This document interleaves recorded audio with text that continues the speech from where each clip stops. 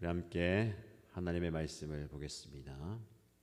시편 141편입니다.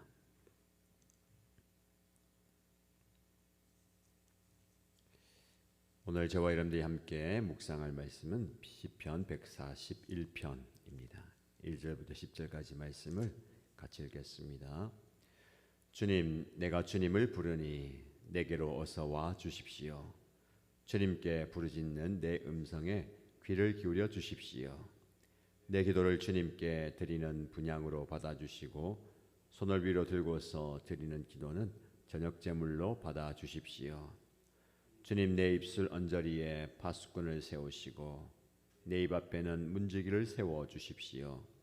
내 마음이 악한 일에 기울어지지 않게 해주십시오. 악한 일을 하는 자들과 어울려서 악한 일을 하지 않게 도와주십시오. 그들의 진수성찬을 먹지 않게 해주십시오. 의인이 사랑의 매로 나를 쳐서 나를 꾸짖게 해주시고 악인들에게 대접을 받는 일이 없게 해주십시오.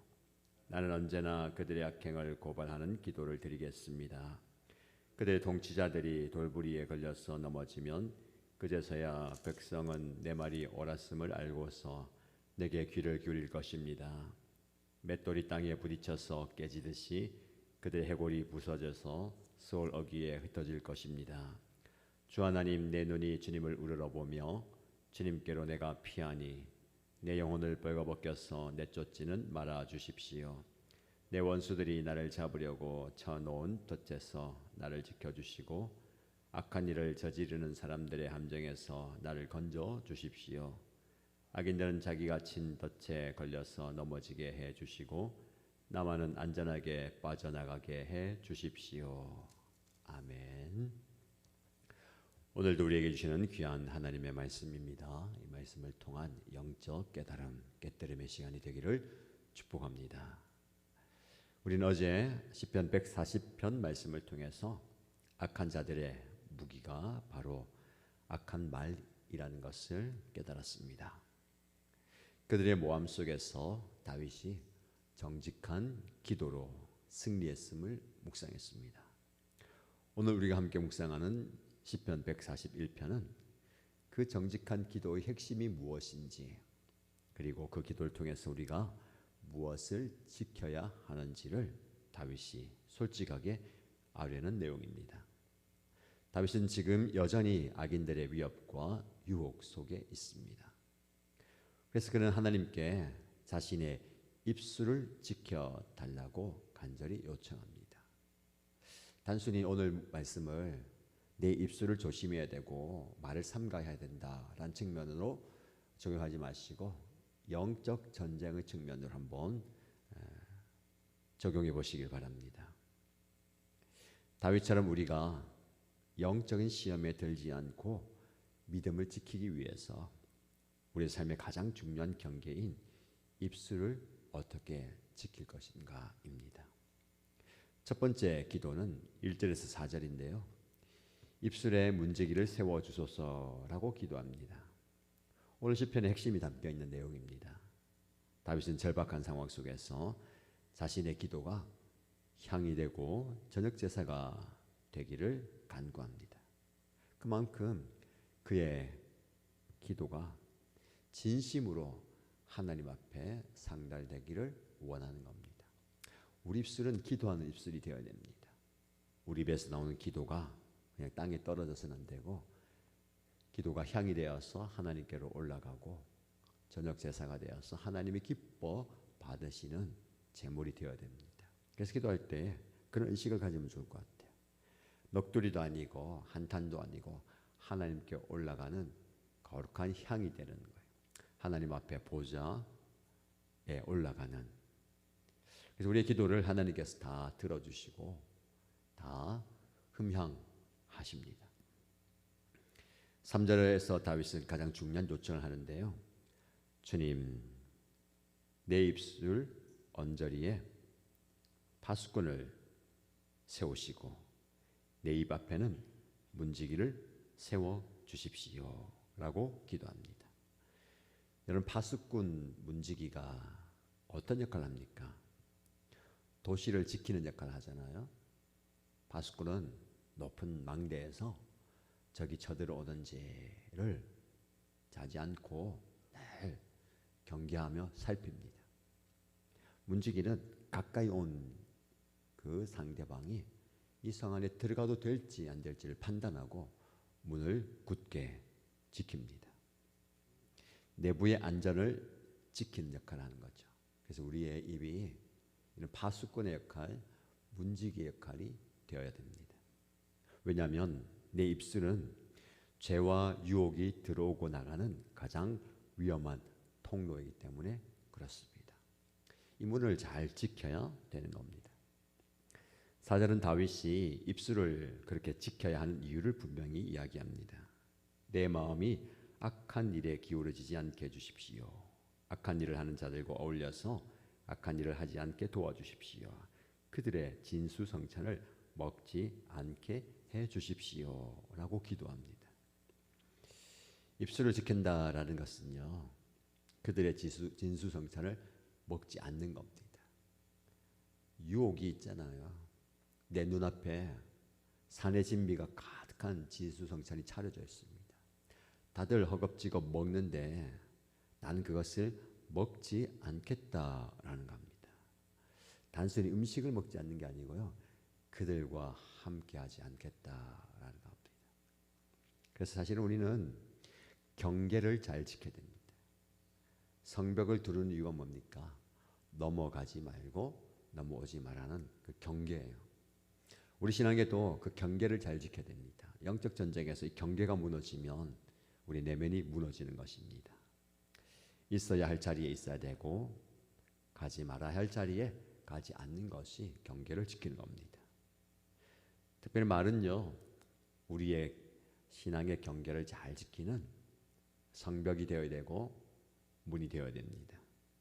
우리의 말은 단순한 소리가 아닙니다. 우리의 말은 곧 마음의 거울이죠. 우리의 마음을 환히 비추는 것입니다. 더 나아가서 영적인 상태의 표현입니다. 그분의 말을 들으면 그분의 영적 상태를 알 수가 있는 겁니다. 영혼이 메말라 있고 고갈되어 있고 성령 충만하지 못하면 그런 말이 나오는 겁니다. 성령 충만하면 또 다른 말이 나오는 거죠. 그래서 우리의 입술에서 무엇이 나오는지를 점검해 보십시오. 불평과 비난과 거짓말과 험담이 나오지 않도록 입술의 문지기를 세우는 겁니다. 이것이 영적 전쟁에서 승리하는 첫걸음입니다. 자, 이 말씀에 근거해서 여러분이 적용할 수 있는 적용 질문을 드립니다. 나는 나의 입술을 마음의 성을 지키는 가장 중요한 문으로 인식하고 있습니까? 내 입에 파수꾼을 세워서 악한 말이나 불평이나 험담이 새어나가는 것을 의식적으로 막고 있습니까? 이 질문에 답을 해보시고 한번 실천해 보시기 바랍니다. 두 번째 기도의 내용은 5절에서 7절입니다. 악인의 달콤한 유혹을 피하게 하소서라고 기도합니다. 조금 더 깊은 영적 싸움을 이야기하는데요. 다윗은 의인이 자신을 책망하는 것은 받아들이지만 악인의 달콤한 유혹은 거절하겠다라고 말합니다. 5절 중반절에 보시면 의인이 사랑의 매로 나를 쳐서 나를 꾸짖게 해주시고 악인들에게 대접을 받는 일이 없게 해주십시오. 나는 언제나 그들의 악행을 고발하는 기도를 드리겠습니다 라고 고백합니다. 여러분, 의인은 때로 사랑의 매로 나를 치게 됩니다. 징계하죠. 꾸짖죠. 그리고 그것을 달게 받겠습니다. 반면에 악인들의 달콤한 유혹은 거절하겠습니다 라고 고백합니다. 가만히 보면 저와 여러분들이 그걸 거꾸로 할 때가 참 많아요. 사랑하는 이의 책망과 꾸짖음은 거절하고 악인들의 달콤한 유혹에 귀가 솔깃하고 마음을 뺏기는 겁니다. 그러면 안 되죠. 악인들이 주는 칭찬과 도움과 세상적인 성공의 유혹을 오히려 경계해야 됩니다. 아무리 유익이 될 것 같고 좋아 보여도 그것이 악인들의 손에서 나온 것이라면 거절해야죠. 악인들은 종종 달콤한 말과 좋은 대접으로 의인을 유혹합니다. 결국 자신의 죄에 동참하게 만드는 겁니다. 영적 전쟁은요, 치열한 싸움도 있지만 그 전에 항상 이 달콤한 유혹이 찾아옵니다. 거기에 넘어지면 안 되죠. 다윗이 그런 영적 분별력을 가졌습니다. 그는 쓴 책망을 약처럼 여깁니다. 달콤한 유혹은 독처럼 피하려 합니다. 우리가 이런 영적 분별력이 있으면 좋겠습니다. 강단에서 나오는 말씀이 여러분을 고치는 쓰디쓴 약이 되길 축복합니다. 분별해야 됩니다. 세상의 유혹과 세상의 달콤함이 나의 영혼을 병들게 하는 독이 된다면 거절해야 되는 것이죠. 악인의 달콤한 그 유혹은 결국 그들의 잔치에 참여하게 만들어서 우리를 영적으로 타협하게 만듭니다. 사랑하는 여러분, 지금 우리에게 필요한 것이 영적인 분별력입니다. 하나님의 사람이요, 세상적 이익이나 달콤한 칭찬에 현혹되면 안 됩니다. 하나님의 기준을 낮추어서는 안 됩니다.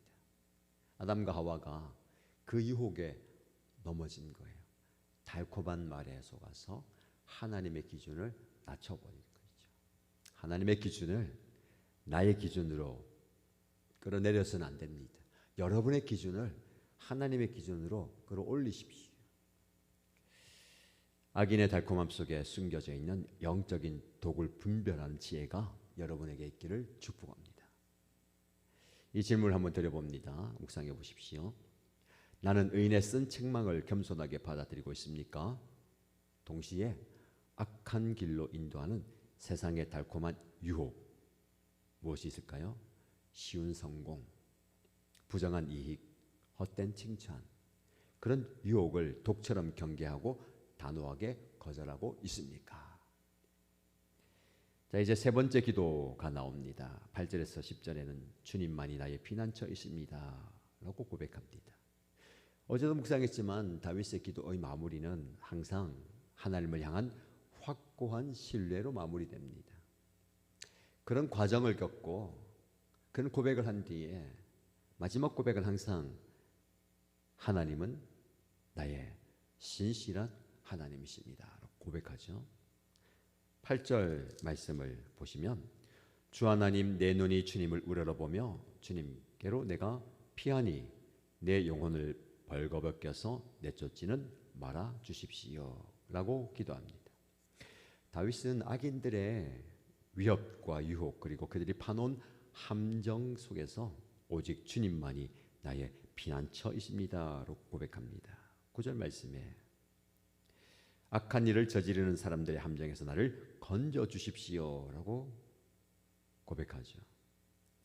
그는 세상의 구원이나 사람들의 칭찬이 아니라 하나님께 시선을 고정하는 것, 그것이 유일한 살 길임을 고백합니다. 사랑하는 여러분, 우리 삶의 모든 고난과 유혹 앞에 우리의 시선을 어디에 두는가가 굉장히 중요합니다. 이 땅을 살아도 낮고 낮은 곳으로 떨어져도 구덩이에 빠져도 우리는 하늘을 바라보아야 됩니다. 하나님을 바라보아야 하는 거죠. 여러분의 시선이 어디에 있습니까? 다윗은 이 모든 위협이 오히려 하나님께 더 가까이 나아갈 기회라는 것을 깨달았습니다. 여러분의 상황을 쳐다보고 여러분 주변에 있는 악인들을 쳐다보면 낙심됩니다. 근데 우리가 시선을 하나님께 고정하고 기도하고 피할 때에 우리는 악인들이 파놓은 함정을 피할 수가 있고 오히려 그곳에서 하나님을 깊이 만날 수 있는 영적인 은혜의 기회가 되는 겁니다. 여러분, 우리가 매 순간 입술에 파수꾼을 세우고 유혹의 독을 분별하며 살아가십시다. 이것은 영적 싸움입니다. 이 모든 영적 싸움의 근본적인 승리의 비결은 하나님께 시선을 고정하는 것입니다. 그리고 하나님께로 피하는 것입니다. 하나님만이 나의 유일한 피난처 있습니다 라고 고백하고 하나님께로 나아가는 여러분 되시기를 축복합니다. 다윗의 고백 10절 마지막 절에 악인들은 자기가 진 덫에 걸려서 넘어지게 해주시고 나만은 안전하게 빠져나가게 해주십시오. 하나님께 나아갈 때에 우리는 안전한 길로 인도받을 것입니다. 여러분에게 이 질문을 드려봅니다. 나는 나의 모든 위협과 유혹 속에서 주님께 시선을 고정하고 주님께로 피하는 것이 나의 유일한 살 길임을 고백하고 있습니까? 나의 삶의 가장 큰 피난처는 세상의 힘이 아니라 주님의 품임을 고백하고 있습니까? 오늘 하루 그 주님의 품 안에서 참된 위로를 경험하고 참된 안식을 경험하고 그 주님의 손길을 통해서 치유와 회복을 경험하는 저와 여러분 되시기를 주님의 이름으로 축복합니다.